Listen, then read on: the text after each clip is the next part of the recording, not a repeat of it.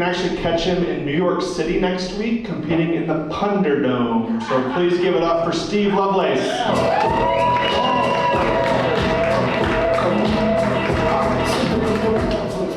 What's up, everyone? I'm Steve Lovelace, and people think I'm a nerd. I don't know if it's the glasses, or the nerdy shirts with the map on it, or the fact that I look at it like I cosplay a store on the weekends at Comic-Con. No, the truth of the matter is I cosplay a store god of Punder at pun competitions like the Thunderdome. And that is a real thing. I'm actually going to New York City next week to compete in a pun competition. But I've always been a nerd. In fact, I took nerd class in school. Only they called it gifted and talented class. Honestly, I think the entire point of the class was, hey kids, stop being an obnoxious know-it-all and go play video games for an hour. Mostly we played Oregon Trail, and we played Where in the World is Carmen Sandiego. And if you cheered at those, welcome to middle age. Back when I was in school, the Apple logo had a rainbow on it. Because back then, computers were only for kids on the spectrum. And as a nerdy, neurodivergent kid myself, I never got in trouble at school. Mostly because I didn't have any friends. Actually, the cafeteria ladies at my school at lunchtime, they would, if the kids got too rowdy, they'd make all the kids stand in line on the playground instead of playing on the swing sets. Which I found out later on, collective punishment is, under the Geneva Convention, a war crime. So that's the kind of lunch ladies were at my school, were war criminals. And, but they weren't all bad. In fact, like the good kids like me, they're like, oh Steve, you've been quiet. Why don't you go play on the swing set? So here I am on the swing set, swinging all alone, while all the kids watch in jealousy. And that's how I ended up with an exhibition fetish. More on that in a bit. I will say I did eventually learn to make friends. All it took was years and years of therapy. So yeah, it's been a little tough, but you know, our therapist, you know, she told me that I'm depressed. And I'm like, okay, well, you know, it's okay. Like, you know, everyone else in my class, in my comedy class is either bipolar or bisexual, but I'm straight depressed. Actually, she said I no longer meet depression, the criteria for depression, and I'm like, oh great, does that mean I don't need therapy anymore? She's like, no, that means it's working. And that's how I ended up in the longest relationship of my life. And my therapist told me that I need to be more vulnerable. So what do? I take up comedy and nudism. One, you get naked in front of other people. The other, you take your clothes off. What I'm saying is comedy is emotional nudism. Although that one never gets a laugh from the comedians. Like, too real. But first time I ever went to a nude beach was on my birthday, which was perfect because I was wearing my birthday suit.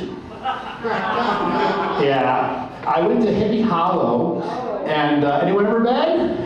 Yeah. Okay, Hippie Hollow is the only legal nude beach in the state of Texas. Although calling it a beach is a stretch, it's more like some rocks on Lake Travis. So I had to pack light, so I only put like 3 beers in my bag. And I get down to the water, and I run out of beer real quick. But thankfully there was a guy who was really nice. He gave me a couple of beers of his own. He gave me a beer. He gave me a shot of Fireball. Then he grabbed my dick. And I think it was the Fireball talking, but I grabbed his back. And that's when I realized I might not be depressed, but I still am straight. I was like, it was June, I was like, happy Pride Month, everyone. I'm straight.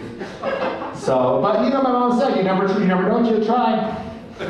But, you know, Hippie Hollow is a weird place though. When I was there were 4 cops walking around in bulletproof vests. And I was like, where do they think people are hiding their guns? I mean, it's Texas, so probably somewhere.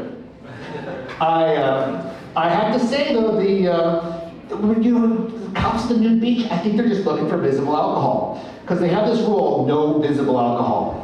Keyword being visible. Naked beer cans are not okay. Even the naked bodies are fine. It's all topsy-turvy. But I've also been to a nude beach in Seattle. And Seattle, there was also a person in uniform walking around. This guy walking around in a blue uniform, only instead of a bulletproof vest, he had shorts. And I was like, is that the mailman? They deliver mail to the new beach?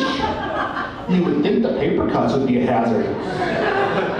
It was another cop, but he was like really nice. He was like, oh, you need to move your car. So the people in Seattle, of course, were like, fascist! And I was like, come to Texas, y'all, really? So, but I will say the thing about Seattle, it's not known for its warm, sunny beaches. No, the water in Seattle is cold. And guys here, you've been in cold water, do you know what happens? Yeah, Seinfeld called it shrinkage, right? I call it the great equalizer. You get out of that water, you are just as hung as every other guy. And let me tell you, there was a cute redhead there. Natural redhead, I might say. Don't ask me how I knew that. And I'm like, this is the perfect time to ask her out. Like, instead of that nerdy, quiet kid, I am naked, I am shrunk, and I am ready to date. She said no. That's okay though. I do love the beach though. I actually lived in the South Pacific for a couple years. When my parents told me they were moving to Samoa, and I was like, Samoa? Like the cookie? And I'm like, can't we get a Thin Mint instead? But nevertheless, I decided to tag along. There's those puns for you. I will say, Samoa's an interesting place. I actually got a job as an algebra teacher, which was perfect because my major was in Spanish. I just look like an algebra teacher, I guess, right? But even with a Spanish major, I was qualified to teach the kids Dos Equis. Yeah, and Samoa's an interesting place. I definitely hung out with expats. Expats are basically colonizers, right? So as a colonizer myself, I went for full cultural appropriation. I had my aloha shirt and my ie patonga and my flip-flops everywhere. And we'd hang out at the expat party. We'd go to this party, and everyone I knew, all the white people on the island were at this one party. Like, my parents were there. With Mary Jane. Mary Jane is my sister. My parents were also there with Mary Jane. You get what I mean? And my students were there. They were drinking Dos Equis, just like I taught them. And it was the #1 party on island. And let me tell you, all I could think about was #1. I had to pee. So I go, there's a long line for the bathroom. So I go to what I call the male privilege bathroom, AKA the bush in the backyard. I do my business, I'm walking back, and I'm wearing I'm wearing my Samoan gear, I've got my flip-flops on, walking to the wet grass, and I feel the worst pain of my life. I look down, there's a 10-inch centipede on my foot. I had never seen 10 inches before.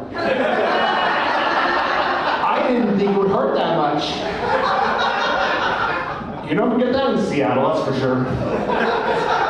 But I will say, even though I was limping, my sister Mary Jane, she drove me back to the hospital. This is on Samoa, this is like a 1-story hospital, unair conditioned. And as I'm getting treated, they give me some lidocaine or whatever. I see a rooster running down the hall of the hospital.